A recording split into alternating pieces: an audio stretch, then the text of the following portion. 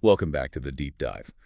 Today we're taking a plunge into something pretty central to modern networking, Cisco SD-WAN. Yeah, it's a big one. Really reshaping how businesses connect everything up. Absolutely. It's, complex, but really crucial. So for this deep dive, we've got this fantastic set of source material. It's basically a collection of common interview questions and answers for network pros. Oh, nice. Like a cheat sheet for the core concept. Exactly. A real gold mine, distilling down the essential knowledge. So our mission today is simple. Unpack these technical bits, pull out the really important stuff, and make it make sense for you, whether you're a seasoned network engineer or, honestly, just curious about how this stuff works. Sounds good. Okay, let's unpack this. So let's start right at the beginning, the big question. What is Cisco SD-WAN? Okay, so fundamentally, it's a cloud-delivered WAN architecture. Cloud-delivered WAN. Okay, what does that actually mean in practice? Well, think about a typical large company today. Offices everywhere, remote people, apps in the cloud, apps in data centers. It's messy. Right. Connecting all that securely used to be, well, a nightmare. Very rigid. Exactly. SD-WAN, Cisco's version specifically, replaces that old static model. Mhm. It brings in centralized control, automation, and security that's built in. So it helps companies connect users to their applications securely no matter what network they're using, like MPLS, LTEs, regular broadband. Precisely. Any transport, that's the key. And what's truly fascinating here, I think, is just how big a shift this centralized, cloud-managed idea is. For years, networks were built box by box, manual configs everywhere. Yeah, super static. Right. And that just doesn't fly anymore. Businesses need to move fast. New apps, cloud services, security threats popping up constantly. They need that agility. So SD-WAN gives them that flexibility. It's not just about connecting A to B anymore. Not at all. It's about connecting intelligently, securely, and, yeah, flexibly, dynamically. Okay, that makes sense. So that intelligence and control, it has to come from somewhere, right? Yeah. This is where it gets really interesting. Let's talk about the core players, the components. The engine room. Yeah.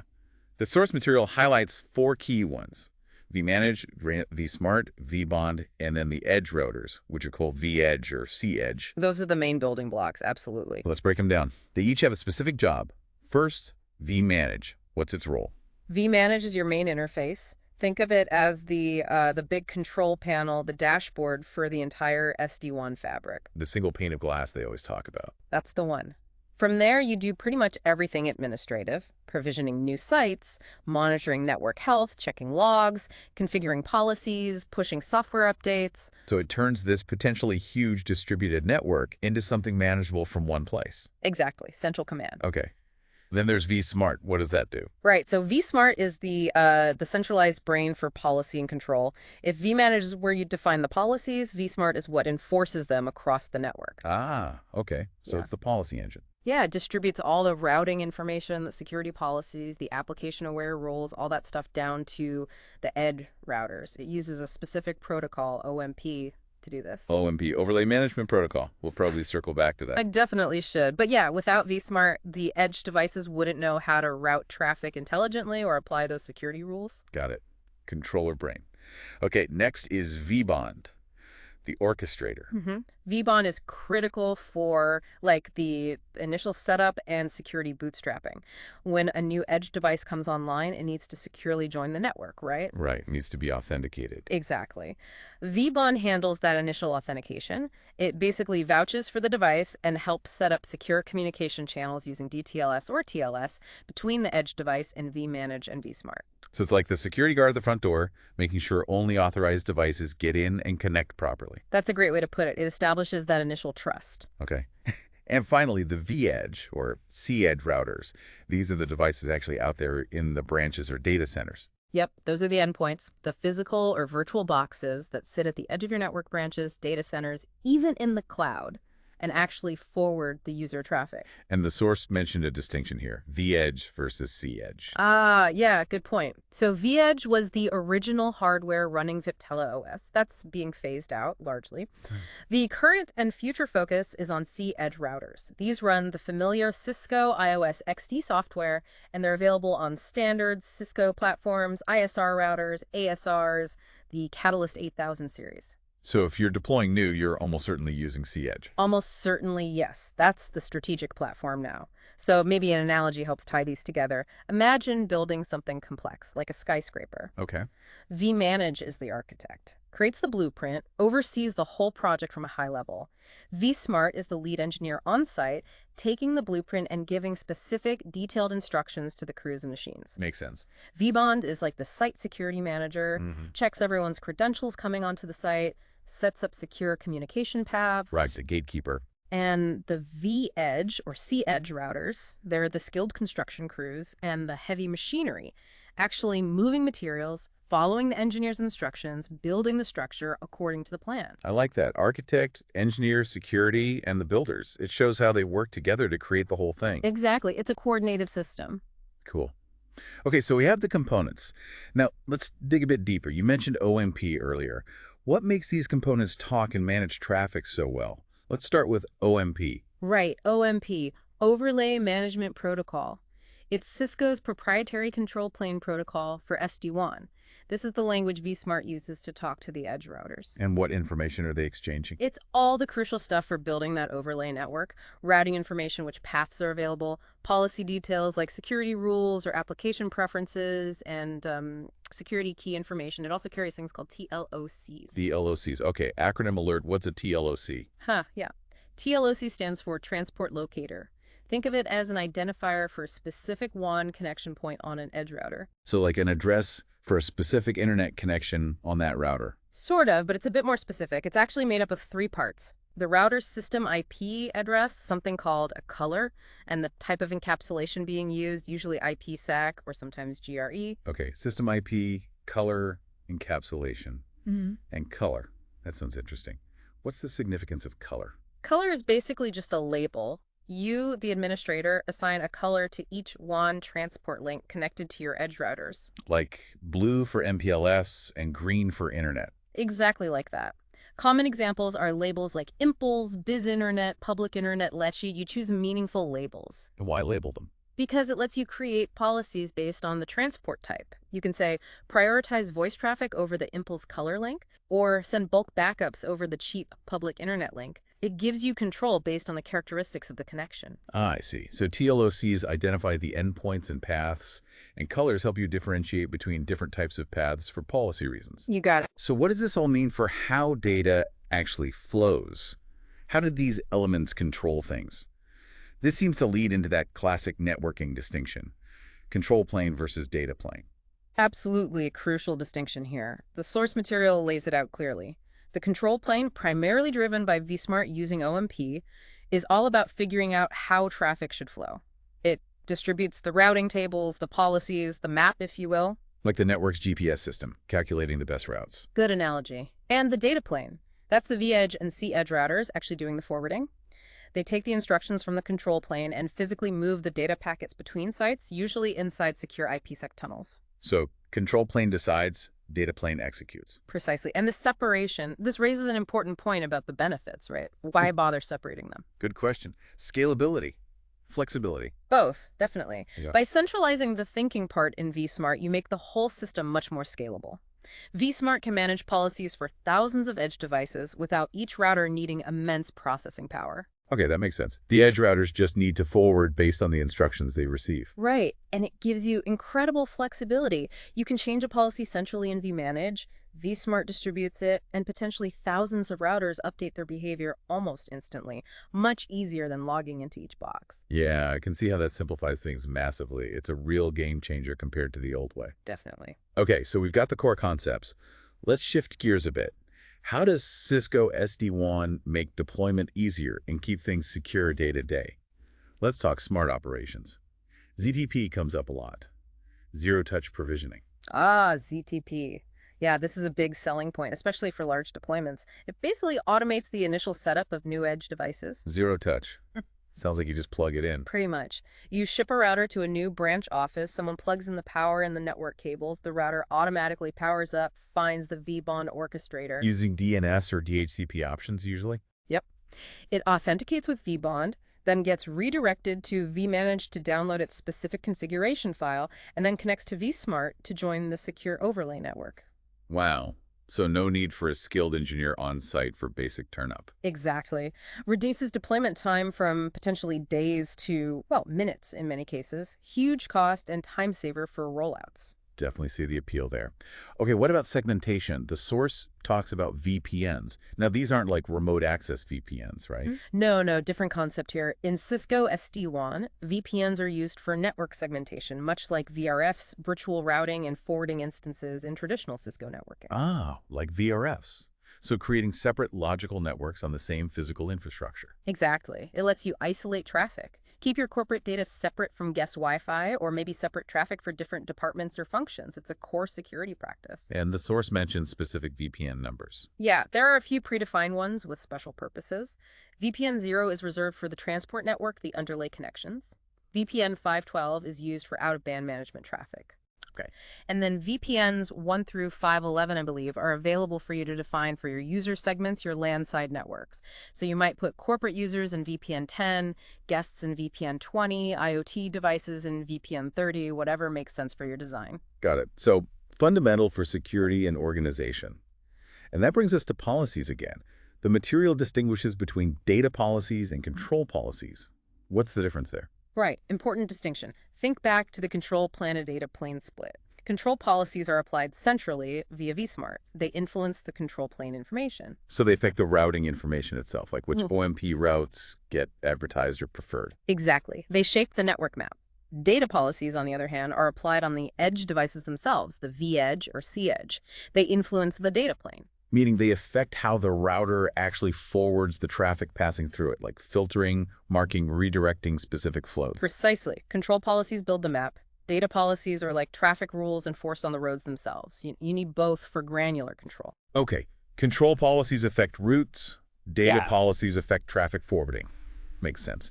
And tying this all together, security. We've touched on it, but what are the key security features highlighted? It's pretty comprehensive. First off, all the data traffic between sites is typically secured with end-to-end IPsec encryption by default. That's baseline. Okay, secure tunnels. Then there's an integrated application-aware firewall on the edge devices. It can identify and control traffic based on the actual application, not just ports and protocols. More intelligent firewalling. Yep. Plus, URL filtering, integration capabilities for advanced threat defense like IPSID systems, often through cloud security integrations we can talk about later. And of course, the segmentation using those VPNs we just discussed is a huge security feature in itself. Containing potential issues. Exactly, limiting the blast radius. And what's really fascinating here, again, is that security isn't an add-on. It feels like it's woven into the fabric of the solution. Baked in, not bolted on. That's the phrase. From the initial secure onboarding with VBON, the encrypted control plane traffic via OMP, the data plane IPsec tunnels, the firewalling, the segmentation, it's designed with security in mind throughout. Which is pretty essential these days. Absolutely critical. Okay, so we've covered connectivity, control, deployment, security. What about making sure applications actually work well? Performance optimization. Right, because just connecting isn't enough. Users need a good experience. This is where things like application-aware routing come in. App-aware routing. No. Sounds like it routes based on the app. It does, but more specifically based on the performance requirements of the app and the real-time condition of the available paths. So instead of just picking a path based on static routing metrics, it looks at things like packet loss, latency, jitter on each path. It constantly measures this. If your primary path for, say, video conferencing starts experiencing high jitter, the system can automatically and dynamically steer that video traffic onto a better performing path. without manual intervention. Ideally, yes. Dynamic path selection based on real-time conditions and application needs. That's powerful. And what about ensuring critical apps get priority? Quality of service, QoS. Yep, QoS is also managed centrally via policy but executed on the data plane at the edge routers. It's about ensuring your important traffic gets the bandwidth and low latency it needs, even if the network is busy. Like creating express lanes on the highway for the important traffic. Exactly that analogy. It uses techniques like DSCP marking to classify traffic, applying bandwidth limits or guarantees, using priority queues, and it constantly monitors performance against defined SLAs, service level agreements. To make sure VoIP calls are clear and database queries are fast. That's the goal, consistent application performance, and a key piece enabling that dynamic steering and rapid response is BFD, bidirectional forwarding detection. BFD. I know that one from routing protocols. It's for detecting link failures quickly. Yes, but in SD-WAN, it's used very proactively, not just for up-down failures.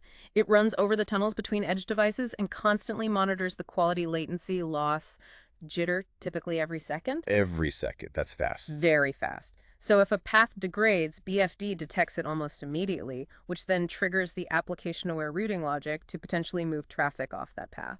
So BFD provides the super fast detection, and app-aware routing makes the intelligent decision based on that info. You got it. They work hand in hand. And really, these features together, app-aware routing, QoS, BFD, they signify that shift from just basic connectivity networks that simply connect points to networks that actively optimize the experience for users and applications. It's much more proactive. Proactive optimization. I like that. Okay, let's talk broader picture now. Integration with cloud security services. Say SaaS is a huge buzzword. Secure Access Service Edge. How does Cisco SD-WAN fit in? Yeah, SASE sees it everywhere now. It essentially converges networking, specifically SD-WAN capabilities, with cloud-delivered security services. So things like secure web gateways, cloud firewalls, CASB, cloud access security brokers, all delivered from the cloud edge. Exactly. And Cisco SD-WAN is a foundational component of Cisco's SASE architecture. It integrates tightly with their cloud security portfolio, particularly Cisco Umbrella. Umbrella for DNS security, web gateway, firewall. Right. And also integrations with Duo for zero trust access, Thousand Eyes for visibility across internet and cloud paths. SD-WAN provides the secure, optimized on-ramp, and these cloud services deliver the security stack. So SD-WAN connects the branch or user to the SASE cloud edge securely and efficiently. That's the idea, a unified networking and security approach. And what about connecting directly to the big cloud providers? AWS, Azure, Google Cloud? Also well covered, you can deploy virtual seat routers, they call them Cloud VIG or Cloud Siege, directly within your VPC or VNet in the cloud provider. Extending the SD-WAN fabric right into the cloud. Yep. And they also have specific features like Cisco Cloud On-Ramp, which is designed to optimize the paths to SaaS applications like Microsoft 365 or Salesforce, and also to applications running in IaaS environments. How does it connect? Just IPsec tunnels? You can use standard IPsec tunnels or integrate via cloud-native constructs like AWS Transit Gateway or Azure Virtual WAN hubs for more scalable connectivity. Lots of flexibility there. And if we connect this to the bigger picture, these integrations, SaaS, direct cloud connectivity, they're really defining the future, aren't they? Seems like it. The old network perimeter is dissolving. Completely. It's about secure access from anywhere to anywhere with networking and security delivered together, often from the cloud edge. It enables that flexibility and security modern businesses need. It's a real paradigm shift. Okay, massive capabilities. Right. But let's bring it back to the person managing this day to day. Yeah. What happens when things go wrong? Troubleshooting. What are the key steps mentioned in the source material? Right. Practical stuff. The first step is usually checking the overall health and device status in vManage. That dashboard gives you the high-level view, any major alarms, devices down. Start broad. Then you'd likely drill down, check the control connections. Are the edge devices successfully talking to vSmart and vManage? There are specific commands for that. Check the status of the data plane tunnels. Are the IPsec tunnels up between sites? Control plane checks, data plane checks. Then look at the real-time statistics for applications and transport links. Is a specific path showing high loss? Is a particular application performing poorly? vManage provides tools for this. Using the data to pinpoint the issue. Exactly. And finally, validating the configuration and state. Are the OMP routes being learned correctly? Are the TLOCs advertised and received as expected? Are the policies being applied correctly? Sometimes it's a configuration mismatch or a policy issue. Makes sense. A logical flow from broad overview to specific state validation. And the source also mentions some key CLI commands as a bonus for when you're logged into the router itself. Yeah, the hands-on stuff. Useful for quick checks. Things like show control connections to see controller connectivity status right from the edge device. Okay. Show OMP peers and show OMP routes to verify the control plane routing information exchange.